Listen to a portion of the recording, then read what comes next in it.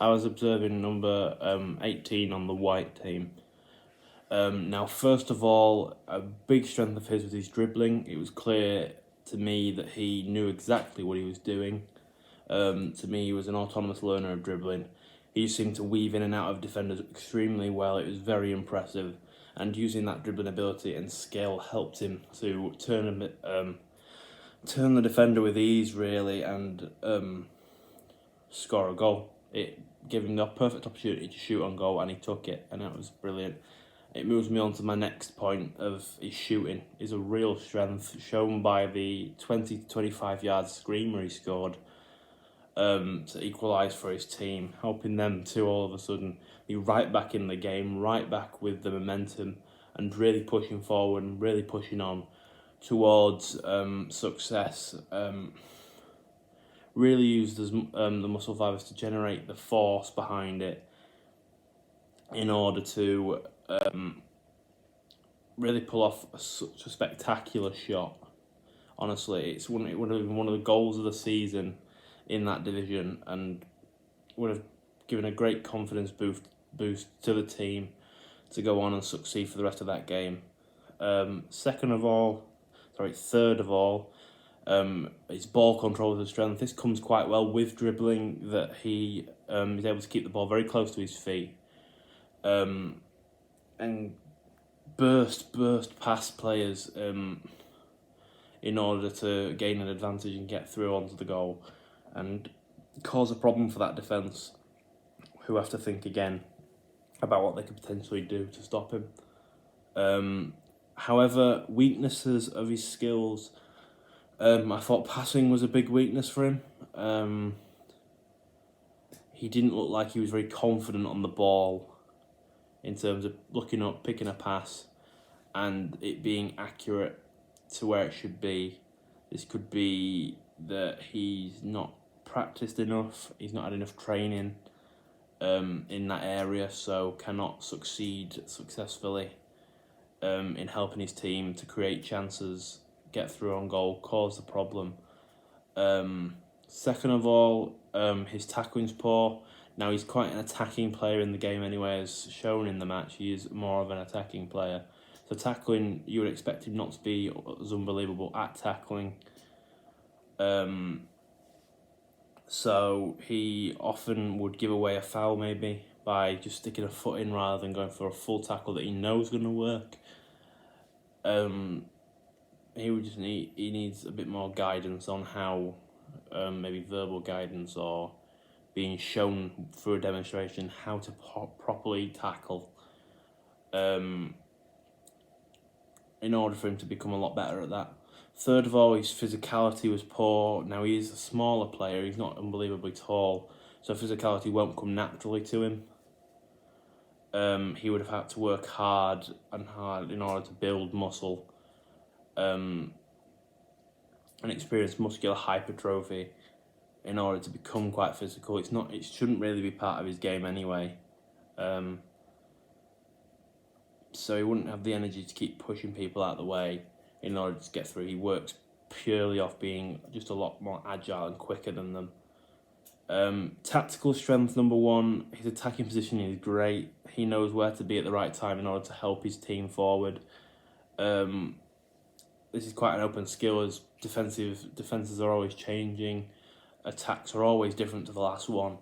So it shows that he's got very good awareness and he's very intelligent in terms of how he plays football, to know where to be at the right time.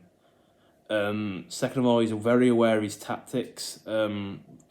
It's evident that that team wants to press the defenders, force them to make a decision.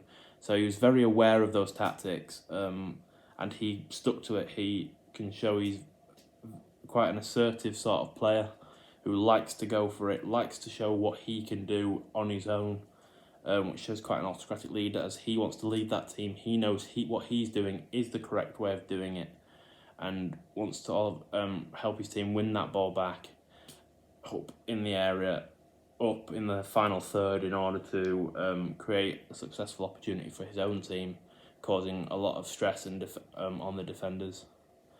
Third of all, where to shoot was a big one. It led to his goal. he knew exactly if an opportunity arose that was the best time and the best place in order to take a shot on.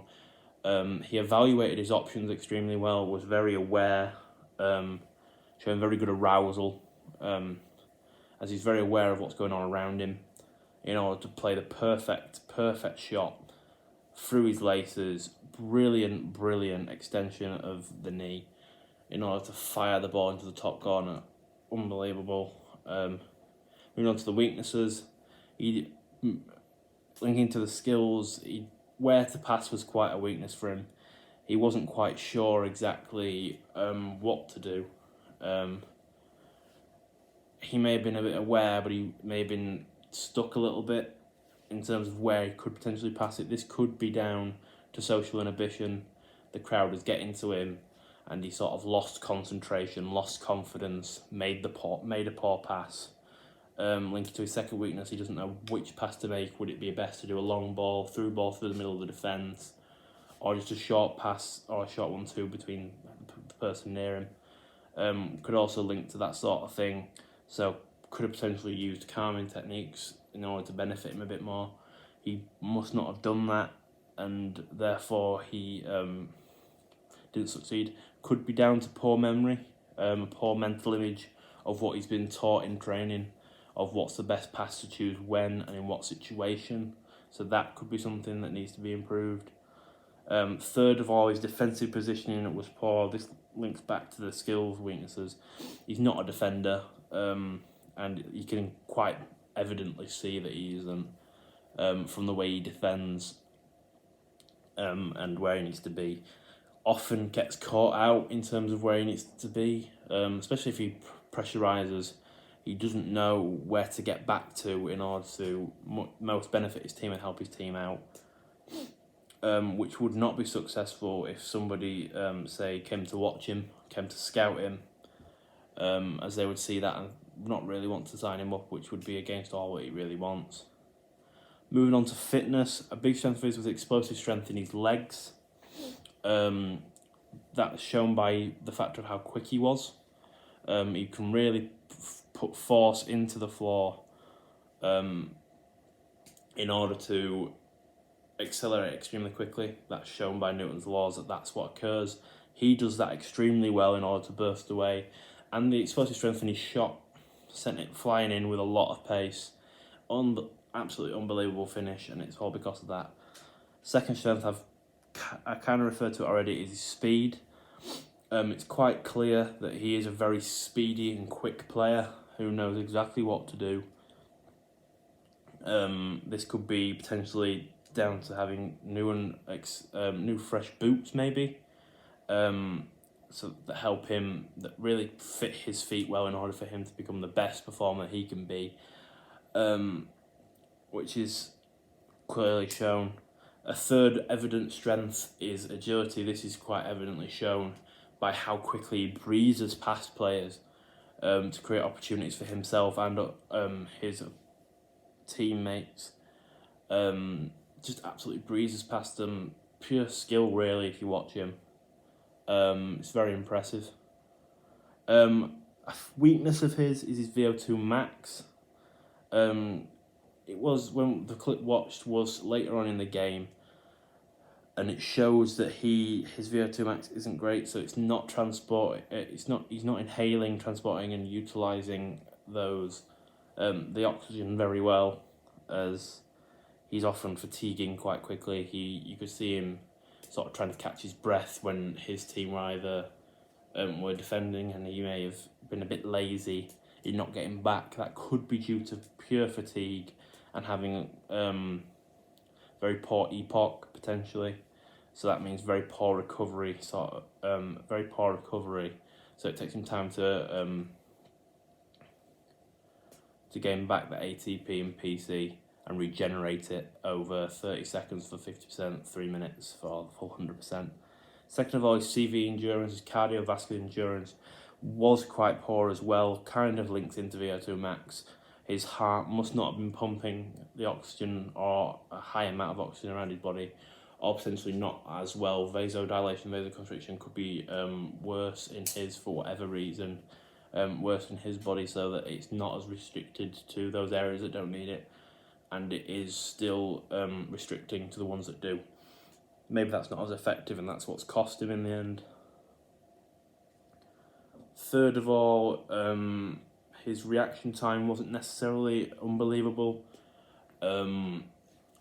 Sometimes he'd make the wrong run at the wrong time, or try and react to a ball that wasn't going to ever come his way, or move away from a defender. He couldn't really do that. Now this could be down to the facilities. He's maybe not used to playing on that sort of pitch, on a high quality standard AstroTurf, which could mean that he sort of loses his way on there, or it becomes a bit too much for him, and nerves and stress start to kick in, and cause problems for him.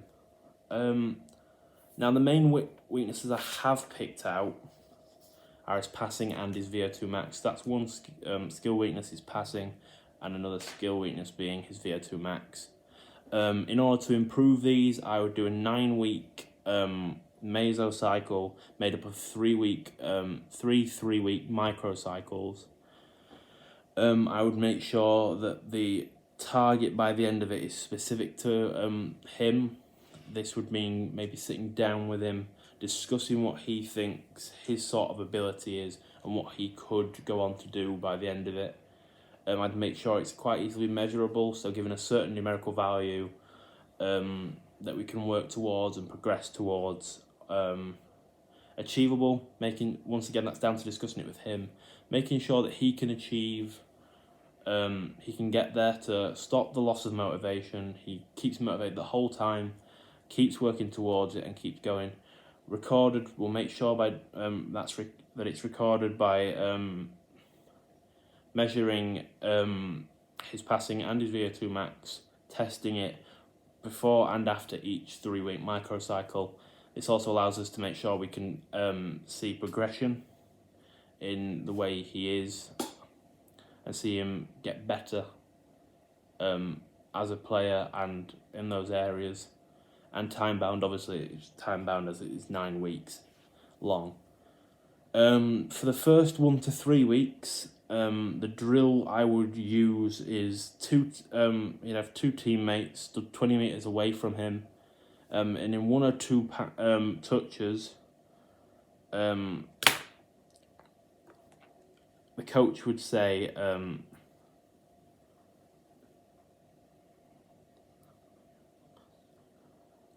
he would say pass to whichever defender. He would get shouted. The coach would pass the ball to him, and he would play the ball to either left or right, depending on what the coach says. The coach is in charge there. He'd tell him to take 1 or 2 touches, fire it to the certain player, and make sure it stays accurate. Make sure he hits it with the right side of his foot in order to control it. Make sure he gets over the ball so it doesn't go too high and go wayward. We do 6 rounds of this with 1 to 2 minutes rest, because we also want to work on his VO2 max, so we want to really test his fitness to the maximum to see if he can keep going for a long period of time.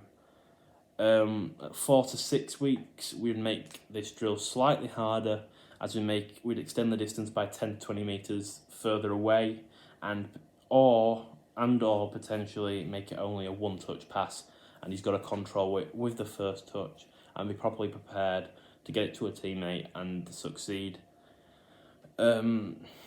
If he finds this too hard, or he finds the first 3 weeks too hard, it can be adapted.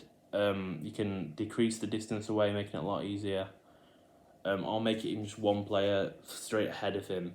So it's quite simple, pass it straight forward to the person in front of you and do that. That makes sure he keeps going and keeps working hard, and doesn't feel too down about it. If he's doing really well, we can just keep improving it. We can bring the 7 to 9 week drill into the 4 to 6 week drill, and replace it and work harder. Speaking of the 7 to 9 week drill, the athlete would then this time would have his back turned to the teammates that are there. We would also introduce a defender who is 5 to 10 meters away. This makes the skill a lot more open, and complex, making it more difficult for him to accurately play the pass, and also reduce the time he has to properly think about it. So he has to rely on his past experiences and his mental schemas, and the mental images he's created from the previous training in order to play the perfect pass, so that he keeps doing it. The 6 sets plus 1 2 minutes rest does stay throughout. He has 1 touch to turn and 1 touch to pass it to the side that they are shouted. The side that they are given is also the foot that they must use. So if it's shouted left, he would use his left foot. If it's shouted, he use his right foot. This helps to create bilateral transfer in order to make sure he can do it on both feet and become very experienced, very autonomous in both sides of his legs. So he become a lot more adaptable during the game and be much more effective in many more different situations during the game.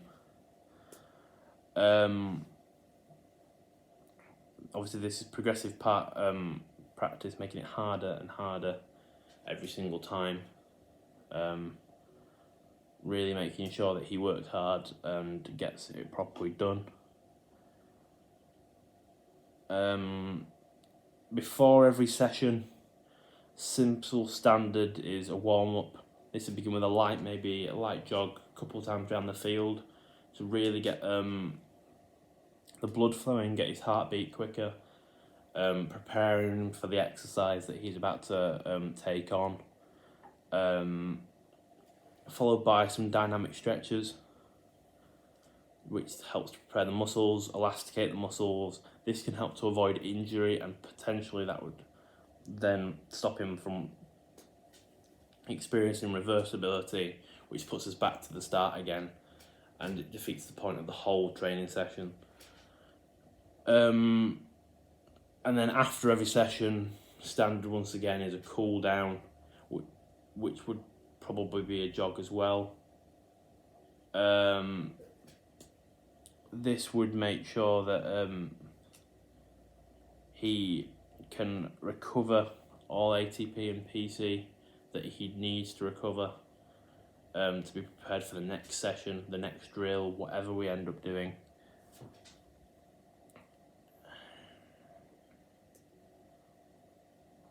An adaptation to the 7 to 9 week, want to make it harder, it can change feet. So we can say pass it left, but with the right foot, and make sure that they're always changing feet, always on the toes, always ready to keep going, benefiting them even more.